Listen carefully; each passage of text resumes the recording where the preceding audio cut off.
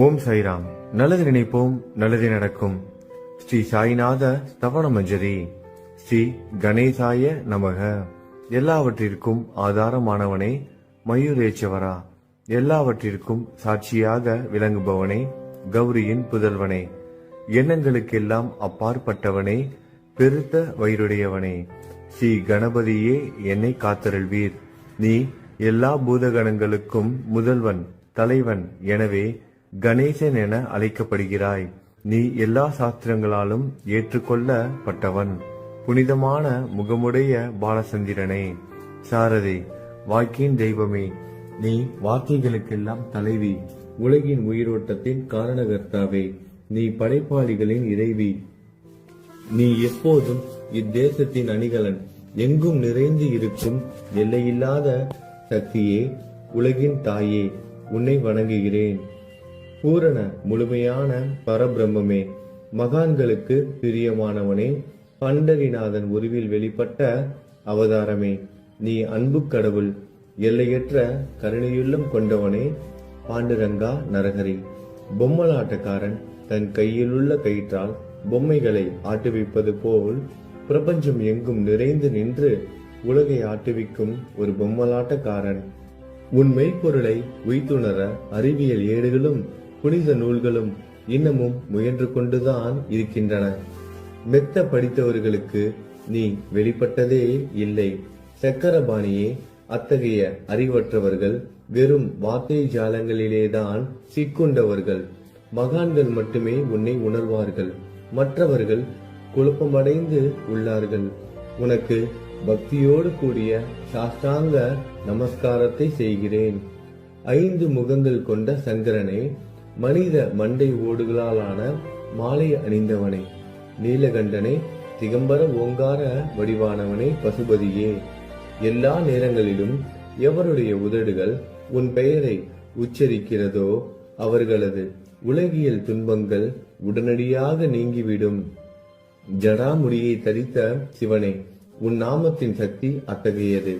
உன் பாதங்களை வணங்கி நான் சாயு புகழை கூறும் இந்த துதியை எழுதுகிறேன். இந்த அருட்பணி முழுமையடைய எனக்கு அருள்வாயாக. நீலகண்டா, ஆலகால விஷமுண்ட சிவனே. இப்போது அத்திரி மகரிஷியின் முதல்வரான தத்தாத்திரேயரையும் குலதெய்வமான இந்திரனையும் துக்காராமையும் எல்லா ஞானிகளையும் பக்தர்களையும் பணிகிறேன். சாயிநாதா, உனக்கு வெற்றி கிட்டட்டும். பாவிகளை கடைத்தேற்றும் கருணை உள்ளவரே, உங்கள் பாதங்களில் என் தலையை வைத்து இருத்தி வேண்டுகிறேன். உன் பாதுகாப்பை எனக்கு அருள்வாய். நீ முழுமையான பரபிரம்மம், ஆனந்தத்தின் இருப்பிடம். நீயே விஷ்ணு, மனிதர்களுள் தலை சிறந்தவர். மன்மதனை எரித்த உமையொரு பாகனும் நீயே. நீ மனித வடிவில் தோன்றிய இறைவன், அறிவு என்னும் ஆகாயத்து சூரியன். நீ கருணை கடல், நீ பிறவி பிணிக்கு ஒரு அருமருந்து. நீ ஏழைகளுக்கும் கீழ்த்தட்டு மக்களுக்கும் விரும்பியதை கொடுக்கும் சிந்தாமணிக்கல். நீ உன் பக்தர்களை பரிசுத்தப்படுத்தும் தெய்வம். உலக வாழ்க்கை என்னும் சம்சார கடலில் மூழ்குபவர்களை காப்பாற்றும் ஓடம். நீ அஞ்சுபவர்களின் புகலிடம். நீ இந்த பிரபஞ்சம் தோன்ற முதற் காரணமான பரிசுத்த பேரின்ப பேருணர்வு சைதன்யம். நீ கருணையே உருவானவன். உனது பலவிதமான வெளிப்பாடுகளில் இந்த உலகமும் ஒன்று. நீ பிறப்பற்றவன், சாவும் உன்னை தொட முடிவது இல்லை. என் நீண்ட ஆழமான சிந்தனைக்கு பின் வெளிப்பட்ட கருத்தே இது. பிறப்பு இறப்பு என்பவை அஞ்ஞானத்தால் தோன்றும் வெளிப்பாடே. மகாராஜா, நீங்கள் இறப்பும் பிறப்பும் மற்ற சுதந்திர பறவை. தண்ணீர் நீரூற்றாக தோன்றினால் அதன் ஆதாரம் அங்கு இருப்பதாக அர்த்தமா? ஏற்கனவே அங்கு அது நிரம்பி இருந்தது. பூமியின் உள்ளே இருந்தது, ஊற்றாக வெளியே வந்தது, அவ்வளவுதான். மணற்படுகையில் நீர் ஊற்றாக வெளிப்பட்டதும் அது நீரோடை என்ற பெயர் பெற்றது. அதன் சரியான பெயர் ஊற்று. தண்ணீர் இல்லாவிட்டால் அது வெறும் மணற்படுகையே. அந்த மணற்படுகையில் தண்ணீர் ஊற்றாக வந்தாலும் அல்லது வற்றி போனாலும் தண்ணீருக்கு அதனால் ஒன்றும் ஆவது இல்லை. ஏனென்றால் தண்ணீர் அந்த மணற்படுகைக்கு எந்த விதமான முக்கியத்துவமும் கொடுப்பது இல்லை. ஆனால் அறியாமையால் மணற்படுகையோ நீர் நிரம்பி இருந்தால் அது பெருமைப்பட்டு கொள்கிறது. ஆகையால் நீர் வற்றியவுடனே அது மிகவும் மனவருத்தம் அடைகிறது. இந்த மனித உடலும் ஒரு விதத்தில் அந்த மணற்படுகை போன்றதே. புனித பேரின்ப நிலையை அந்த நீரூற்றின் தூய தண்ணீருக்கு ஒப்பிடலாம். இம்மாதிரி எண்ணற்ற மணற்படுகைகளை மனித உடல்கள் இருந்த போதிலும் அவற்றில் உள்ள நீர் பேருணர்வு எனப்படும் சைதன்யம் மட்டும் மாறுபடுவதே இல்லை. கருணை உள்ளவரே, நான் உங்களை ஆதியும் அந்தமும் இல்லாதவன் பிறப்பற்றவர் என கூறுவேன்.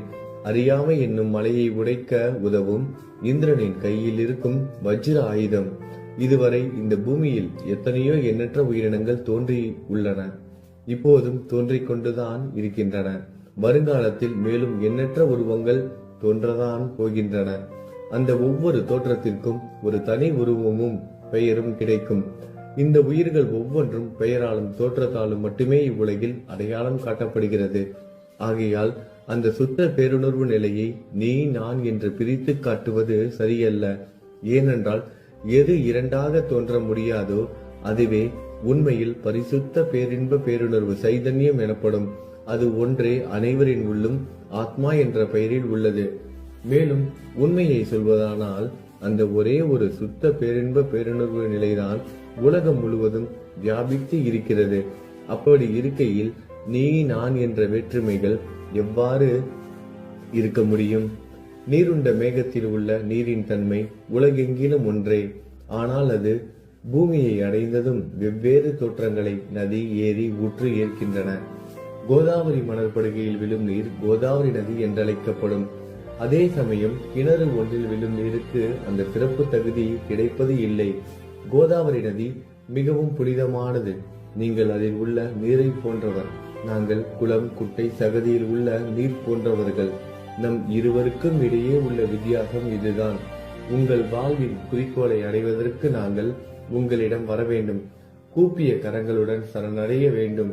ஏனென்றால் நீங்கள் ஒருவரை புனிதத்தின் உறைவிடம்.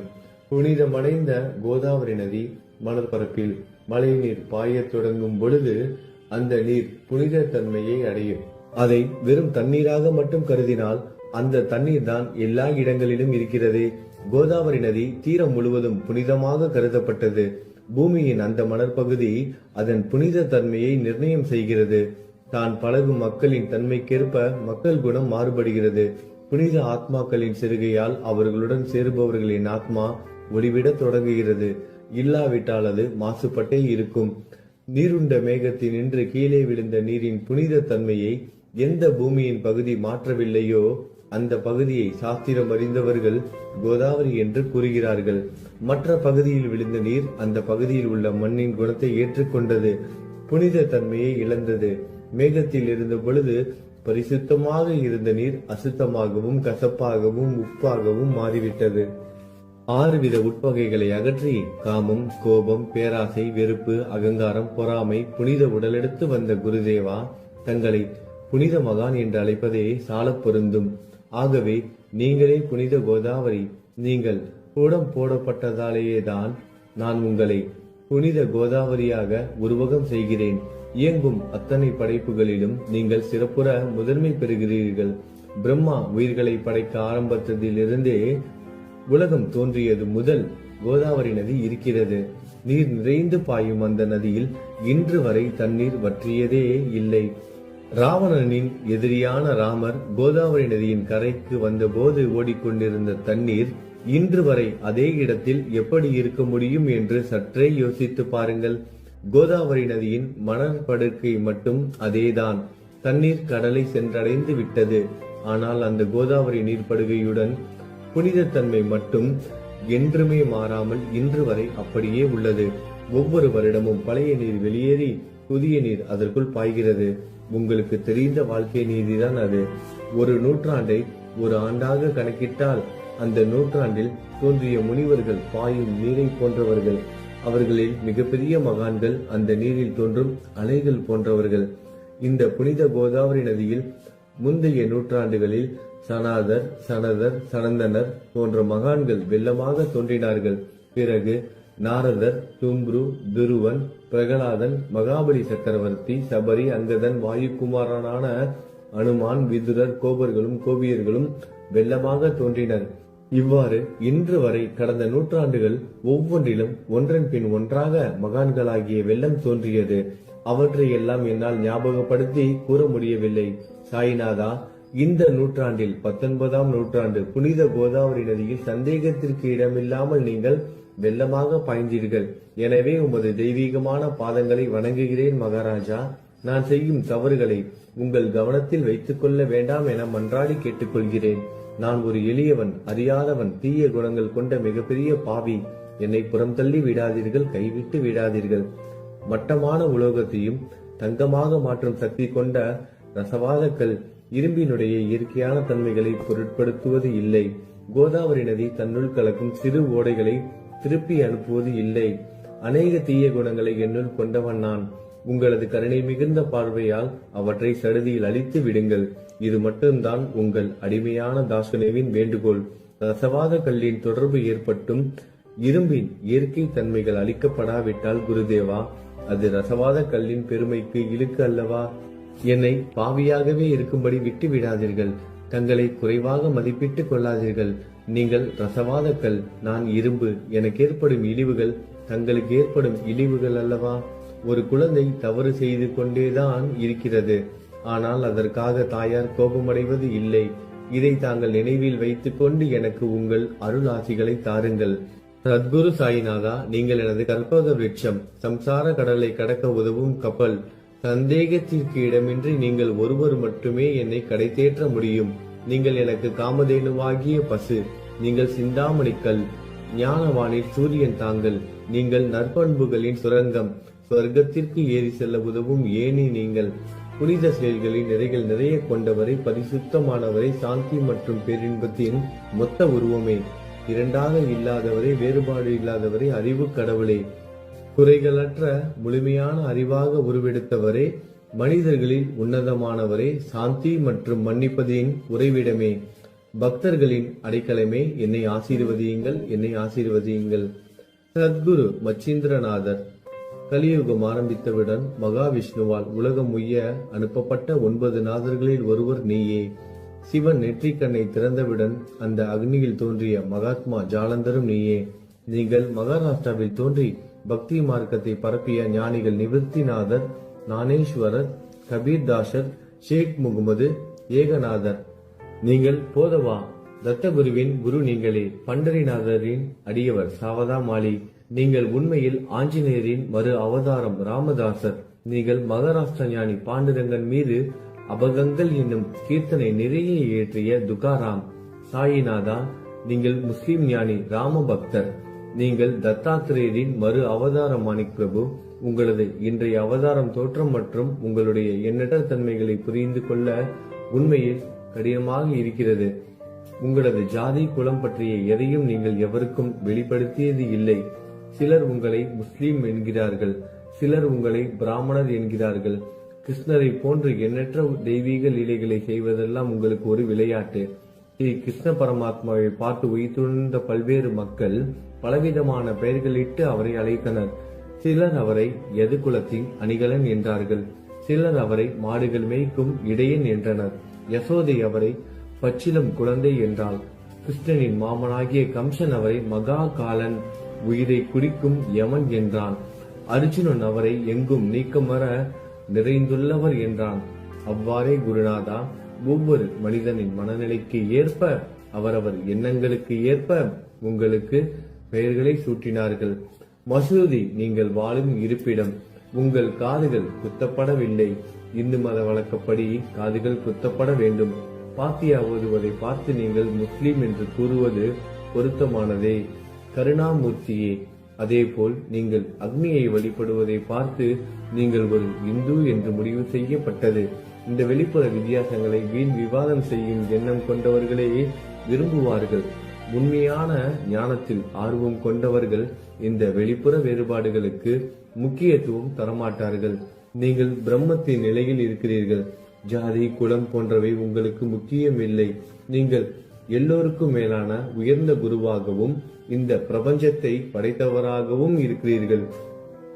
முஸ்லிம் இந்துக்களுக்கிடையே பகைமை உணர்வு ஏற்பட்டதால் அவர்களுக்கிடையே இணக்கமான உறவையும் ஒற்றுமையையும் ஏற்படுத்துவதற்காகவே நீங்கள் மசூதியில் அமர்ந்து அக்னி வழிபாட்டை நடத்தி உங்கள் லீலைகளை பக்தர்களுக்கு காட்டினீர்கள். நீங்கள் ஜாதி மதங்களுக்கு அப்பாற்பட்டவர். நீங்கள் பிரம்மமே. உண்மையில் அதுவே நீங்கள் உண்மையில் எண்ணங்களுக்கும் அப்பாற்பட்டவர். உங்களை பற்றிய வாத பிரதிவாதங்கள், ஊகங்கள், ஆதாரம் இல்லாத கருத்துக்கள் நடமாடும் இடத்தில் என் வார்த்தைகளுக்கு முக்கியத்துவம் எப்படி கிடைக்கும்? ஆனால் உங்களை பார்க்கும் பொழுது என்னால் மௌனமாக இருக்க முடியவில்லை. வார்த்தைகளால் போற்றுதலே உலக வழக்கில் உள்ள ஒரே வழக்கம். ஆகையினால் உங்கள் அருளாசியுடன் வார்த்தைகளால் எப்படியெல்லாம் போற்ற முடியுமோ அவ்வண்ணமே போற்றி புகழ்கிறேன். கடவுளின் நிலையை விட மகான்களின் நிலை வேறுபட்டு மிக உயர்ந்ததாகவும் இருக்கும்.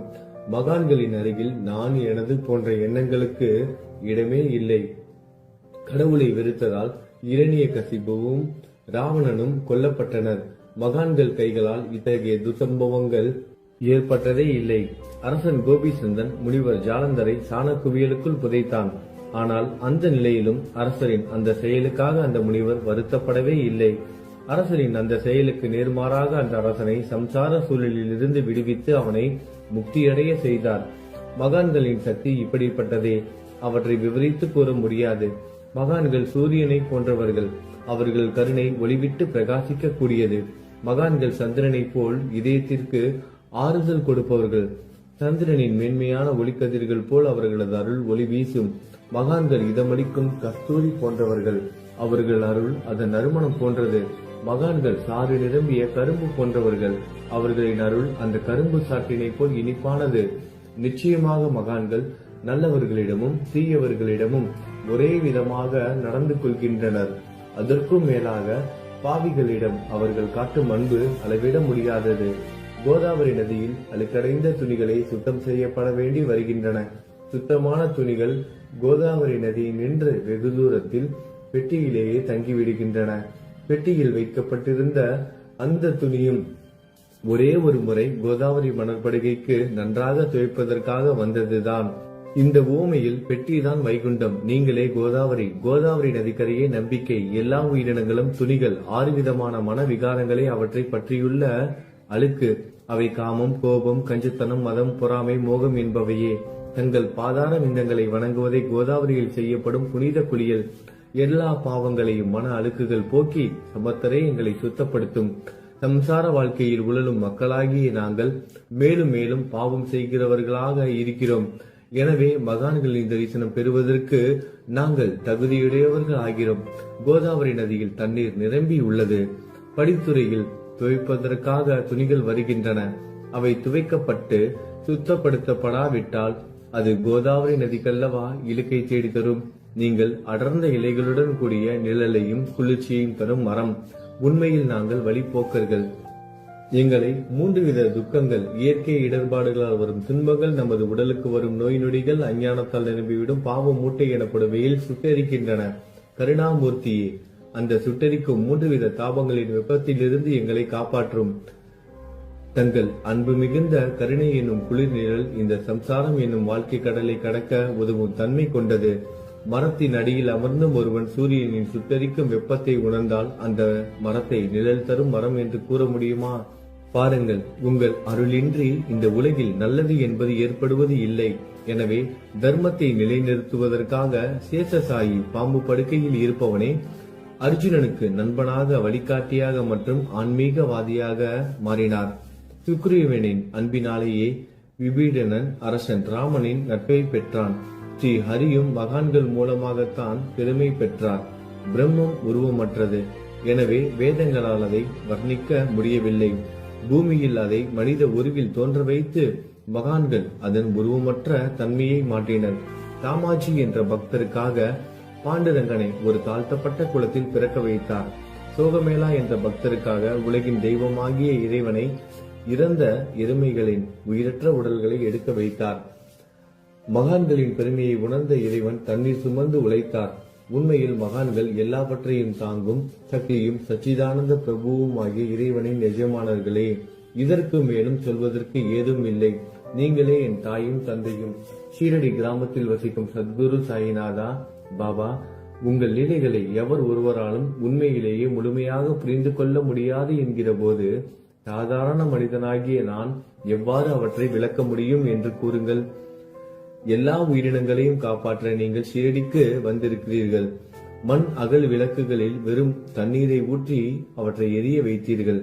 மிக குறுகிய மரப்பலகையை கொஞ்சம் ஊஞ்சல் படுக்கையாக்கி உங்கள் யோக சக்தியை உங்கள் பக்தர்களுக்கு காட்டினீர்கள். அநேக பெண்களின் மலட்டுத்தன்மையை முழுவதுமாக நீக்கினீர்கள். உதியின் மூலம் அநேக பேரின் வியாதிகளை குணமடைய செய்தீர்கள். இவ்வுலக சம்பந்தமான துன்பங்களை நீக்குவது உங்களுக்கு ஒரு பொருட்டே அல்ல.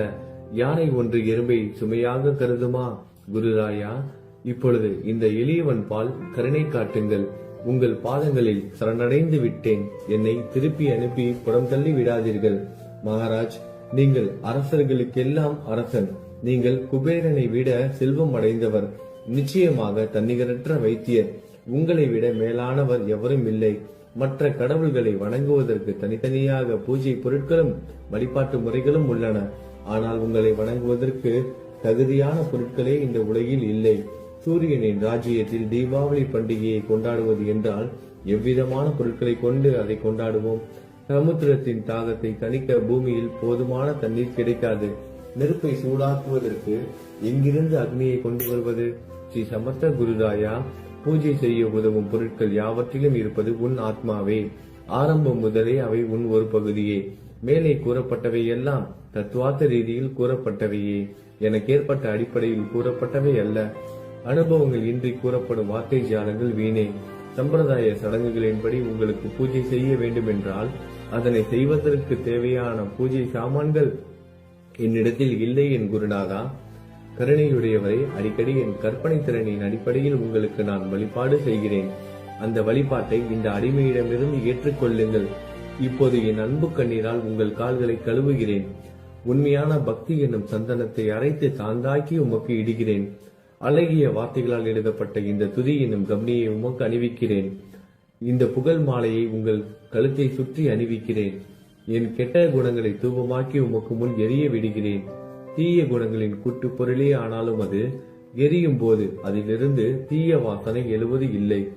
சத்குருவுக்கு முன்பு இல்லாமல் வேறு எங்காவது இந்த தூபம் எரிய விடப்பட்டால் அங்கெல்லாம் அந்த தூபத்தின் நிலை கீழே கொடுத்த மாதிரி ஆகும். அதாவது சாம்பிராணியை நெருப்பில் போட்டவுடன் அது பொசுங்கி அதில் உள்ள நல்ல மனம் என்ற நற்குணம் அதை விட்டு மறைந்து போகிறது. சத்குருவே, உமக்கு முன் அதை எரிய விட்டால் இதற்கு மாறாக நிகழ்கிறது. தீய தன்மைகள், அழுக்குகள் அக்னியில் எரிந்து விடுகின்றன. உலகம் பார்த்து சந்தோஷப்படும் வகையில் அதன் நற்குணம் அதிலேயே தங்கிவிடும். மனதில் உள்ள தீய குணங்கள் யாவும் எரிந்த பிறகு மனம் மாசற்றதாகிறது. கங்கையில் உள்ள மாசுக்கள் நீங்கியவுடன் கங்கை புனிதமடைகிறது. மாயை, மோகம் என்ற தீபத்தை உமக்கு ஏற்றி காட்டுகிறேன். அதன் மூலம் என் மனம் வைராக்கியத்தை அடைய அருள் செய்வீராக.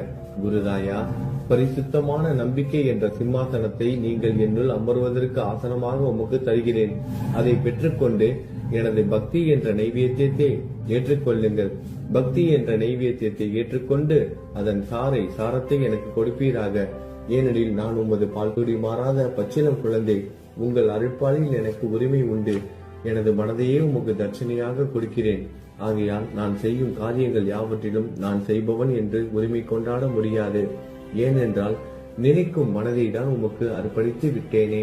இப்பொழுது பணிவுடன் கூடிய பிரார்த்தனையோடு உங்களை சாஷ்டாங்கமாக நமஸ்காரம் செய்கிறேன். தெய்வீக சாயிநாதா, தயவு செய்து நீங்கள் அதை ஏற்றுக்கொள்ளுங்கள். 8 பிரார்த்தனைகள்.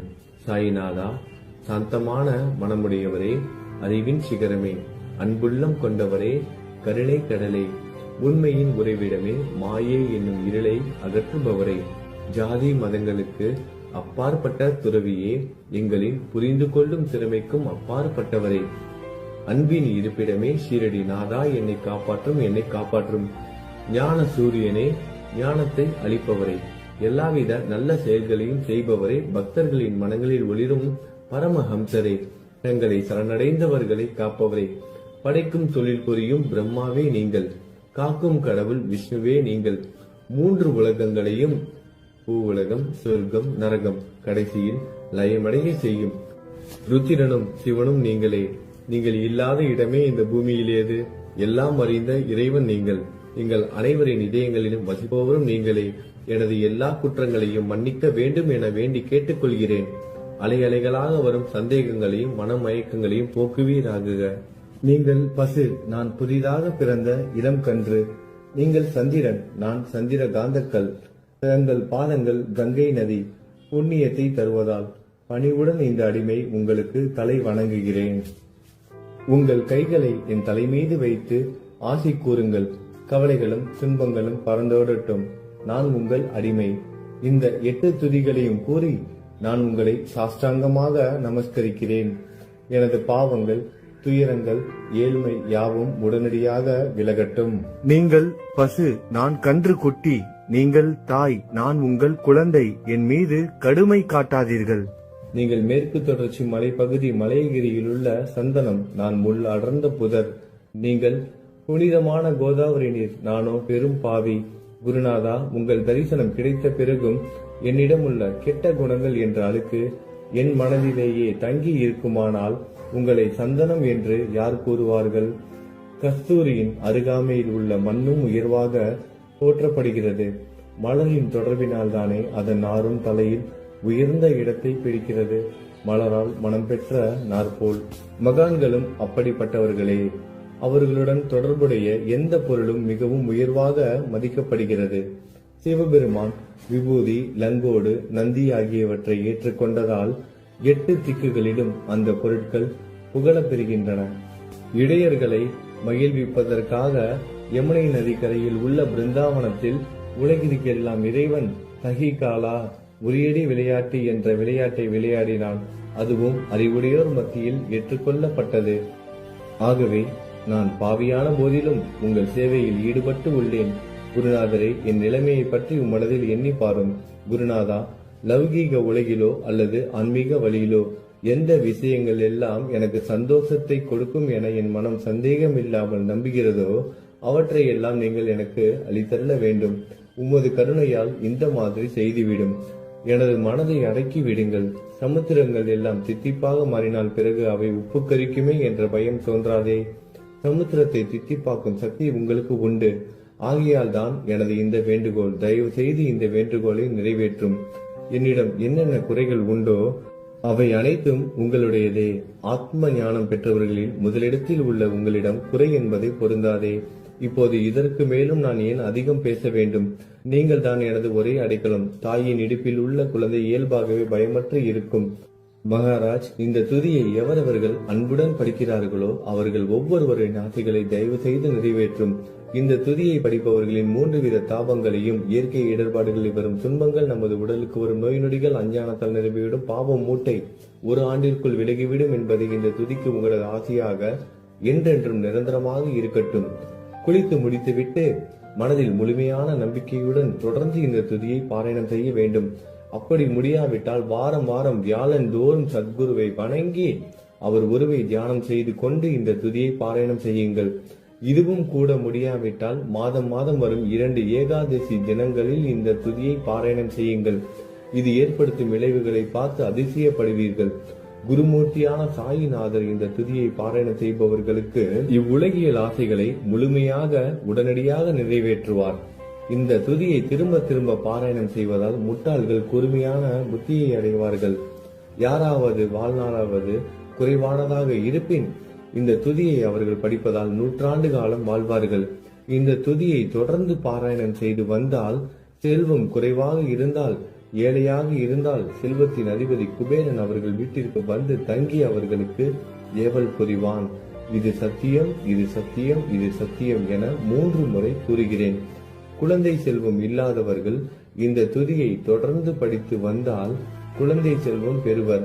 இந்த துதியை படிப்பவர்களின் வியாதிகள் எல்லா பக்கங்களிலும் பறந்தோடிவிடும். வியாதியை நின்று குணம் கிடைக்கும். இந்த துதியை திரும்ப திரும்ப படிப்பதால் பயம் மற்றும் கவலை மறைந்து போகும். மதிப்பும் மரியாதையும் கிடைக்கும். அழிவற்ற பிரம்மத்தை உணர்வார்கள். பிரம்ம ஞானம் கிட்டும். அறிவுடையோரே, இந்த துதியின் மீது உங்கள் இதயங்களில் முழுமையான நம்பிக்கை வையுங்கள். சந்தேகங்கள், நம்பிக்கையின்மை, தவறான எண்ணங்கள் ஆகியவற்றிற்கு கொஞ்சம் கூட மனதில் இடம் கொடுக்காதீர்கள். சீரடிக்கு புனித பயணம் மேற்கொள்ளுங்கள்.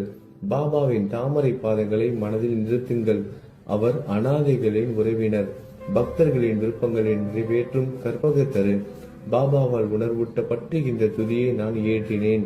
இல்லாவிட்டால் எவ்விதமான முக்கியத்துவமும் இல்லாத என்னால் இந்த துதியை எவ்வாறு எழுத முடியும்? சக ஆண்டு 1840, ஆங்கில ஆண்டு 1918 புரட்டாசி மாதம் வளர்பிறையில் விநாயகர் சதுர்த்தி என்று திங்கட்கிழமை 2வது யாமத்தில் சூரிய உதயத்திற்கு முன் இந்த பாமாலை நிறைவு செய்யப்பட்டது. புனிதம் வாய்ந்த நர்மதா நதிக்கரையில் இந்தூருக்கு அருகில் உள்ள ஊரான மகேஸ்வர சேத்திரத்தில் ஸ்ரீ அகல்யாதேவியின் சந்நிதியில் ஸ்ரீ சாய்நாதரை போற்றி பாடும் இந்த தவண மஞ்சரி நிறைவடைந்தது. மகேஸ்வரம் என்ற புனித ஸ்தலத்தில் இந்த துதி நிறைவடைந்தது. ஸ்ரீ சாய்நாதர் என் மனதிற்குள் புகுந்து இந்த துதியின் ஒவ்வொரு வார்த்தையையும் என்னை கூற வைத்தார். எனது சீடன் தாமோதரன் இதை நான் கூற எழுதினான். தாஸ்கனுவாகிய நான் எல்லா ஞானிகள் மற்றும் துறவிகளின் வேலையால் எங்கும் மங்களம் பொங்கட்டும். ஸ்ரீ சாய்நாதரை போற்றி பணிவுடன் எழுதப்பட்ட இந்த ஸ்ரீ சாய்நாத தவணமஞ்சரி என்ற துதி பாராயணம் செய்பவர்கள் சம்சார கடலை கடக்க உதவட்டும். இது ஸ்ரீ பாண்டு